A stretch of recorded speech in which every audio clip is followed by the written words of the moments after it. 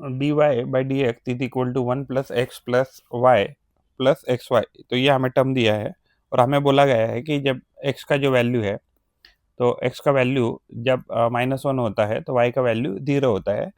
तो हमें ये इसको सॉल्व करना है डिफरेंशियल इक्वेशन को। तो अगर हम इसको एक एक करके सॉल्व करें तो D Y by D X is equal to 1 + 1 + x ऐसे लिखेंगे, और यहाँ से अगर हम y कॉमन लेते हैं तो ये क्या हो जाएगा, 1 प्लस यहाँ x बच जाएगा और इस ब्रैकेट को हम ऐसे रखेंगे। तो ये क्या हो जाएगा, D Y by D X equal to, अगर हम 1 + x कॉमन लेते हैं तो यहाँ से क्या बचेगा, यहाँ से बचेगा 1 और यहाँ से बचेगा y, यहाँ से बचेगा y।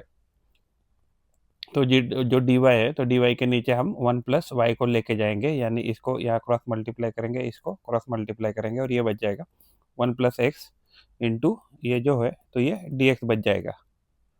अगर हम दोनों साइड इंटीग्रेशन ले लें तो यहाँ अगर हम इंटीग्रेशन ले लें, यहाँ भी इंटीग्रेशन ले लें, तो ये जो है तो ये जो हो जाएगा तो ये हो जाएगा ln 1 + y, ये वैल्यू आ जाएगा। और ये जो है तो ये जो है तो इसका अगर हम इंटीग्रेशन करेंगे तो ये जो ये है इसका x आ जाएगा इंटीग्रेशन, और ये जो x है तो इसका वैल्यू आ जाएगा x²/2 आ जाएगा, और ये इंटीग्रेशन कांस्टेंट हमारा c आ जाएगा। हमें क्या वैल्यू दिया है, जब x इक्वल टू जब -1 है तो y इक्वल टू 0 है। तो अगर हम इस इक्वेशन में डालें तो हमें c का वैल्यू मिलेगा।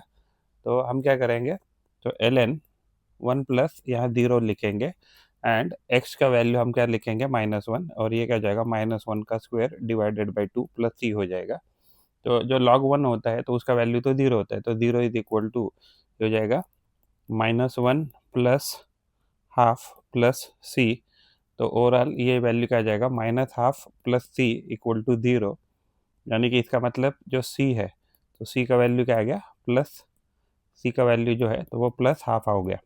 जैसे ही हम ये इक्वेशन को इस वैल्यू में डालें, जो हमारा इक्वेशन है, तो इक्वेशन क्या है, ln 1 + y equal to x + y²/2 plus c। तो अगर इसको सॉल्व करेंगे तो ये हो जाएगा 2x + x² + 1 divided by 2 equal to ln 1 + y हो जाएगा। दोनों साइड अगर हमने मान लीजिए एंटी लॉग लिया तो ये क्या हो जाएगा, 1 + y इक्वल टू ये हो जाएगा e⁻²2x + x² + 1 हो जाएगा डिवाइडेड बाई 2।